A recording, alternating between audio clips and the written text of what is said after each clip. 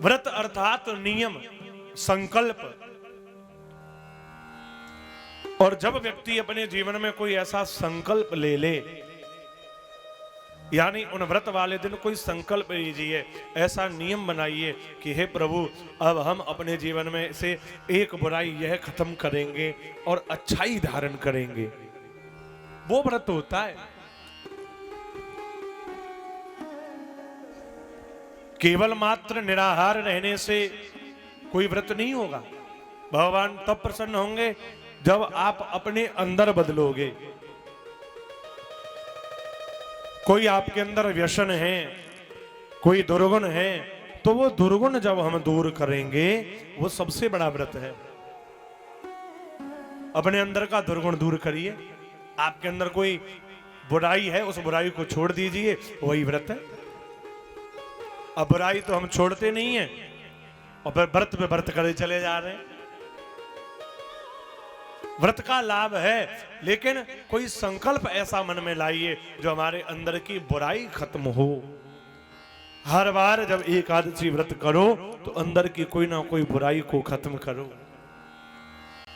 जब प्रदोष व्रत करो तो हर बार कोई ना कोई एक संकल्प लो कि अब हम यह कमी अपने अंदर की छोड़ेंगे। कोई नशा छोड़े, व्यसन छोड़ो, ये संकल्प लीजिए। धीरे धीरे करके झूठ त्यागिए, धीरे धीरे करके संकल्प लेते जाइए। और दूसरों की बुराई करना छोड़ो, जिसमें तुम्हें बड़ा आनंद आता है बुराई करने में। 10-15 माताएं इकट्ठी होकर के मंदिर में बैठ जाएंगी और फिर वहां ठाकुर जी के आगे दुनिया भर की बुराई पे बुराई। अरे वो ऐसी जे ऐसी कहे तो कछु तो अपने दरवाजे पे मीटिंग लगा ले, में दरवाजे पे मीटिंग हो जाती है, वहीं बैठ जाती है चबूतरे पे ही, और बैठे बैठे पूरा आधा 1-1 घंटा बुराई पे बुराई, बुराई पे बुराई, बुराई पे बुराई। 2 घंटा निकलने के बाद में फिर कहेंगी अरे रहने दे, हमें क्या करना, चल घर चले।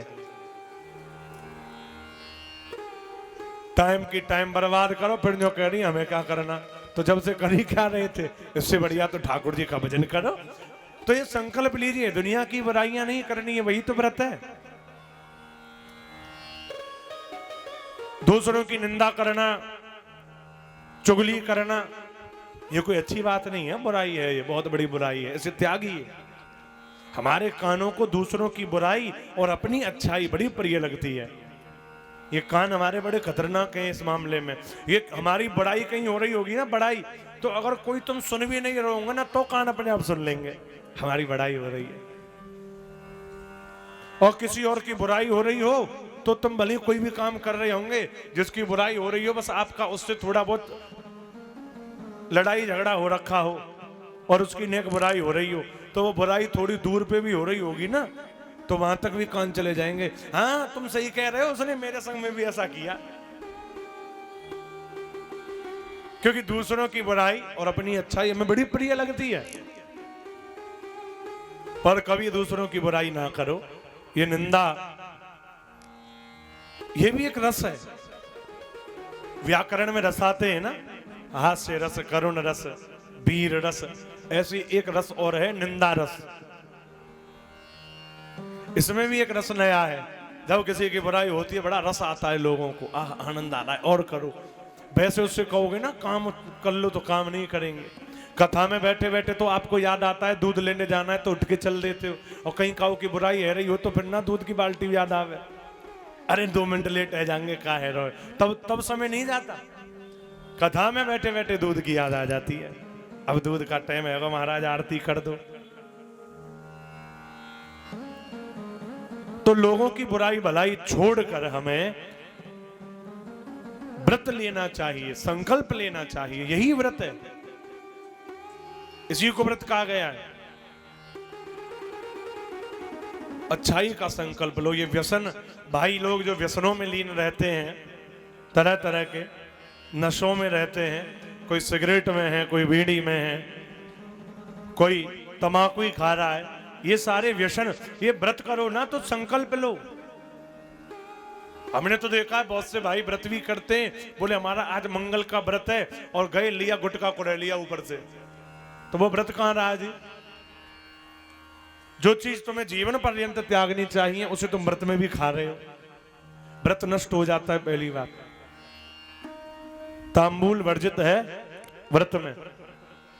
जब व्रत रखा जाए, उपवास रखा जाए, तो कभी तांबूल नहीं खाना चाहिए, वो वर्जित है तांबूल। कोई फलार थोड़ी है वो जो खा लेते हो।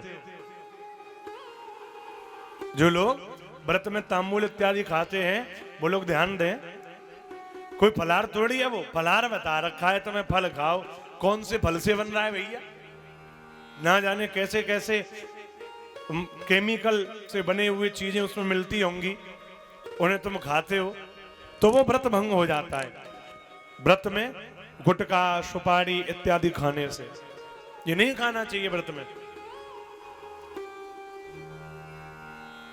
और नशा तो कभी नहीं करना चाहिए व्यक्ति को। नशा परिवार में दुख देता है और तुम्हारे शरीर को बर्बाद करता है। तुम्हारा शरीर और परिवारी जनों का सुख चैन सब बर्बाद हो रहा है नशे के कारण।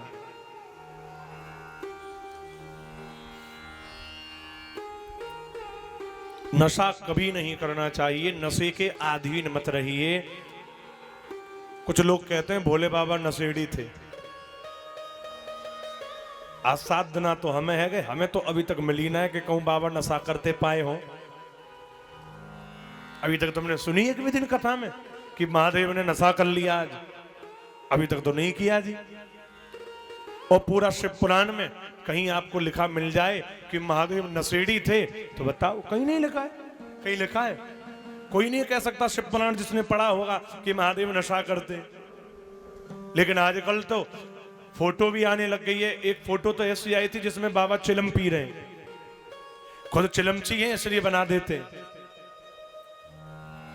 फिर कहते हैं अरे ये तो भोले की बूटी है। कौन सी बूटी है? भोले ने तो जहर पियो, पी के दिखाओ। पिया कि नहीं पिया? बाबा तो पी गए विष को, तो भोले की बूटी असली में पीनी है तो पियो, वो बूटी है। ऐसी चीजें, नशा की चीजें जो तुम्हारे शरीर को बर्बाद करें, कदापि ना ग्रहण करिए। महादेव कहीं नहीं पी रहे, कहीं नहीं कह रहे कि हम भैया बूटी पिएंगे।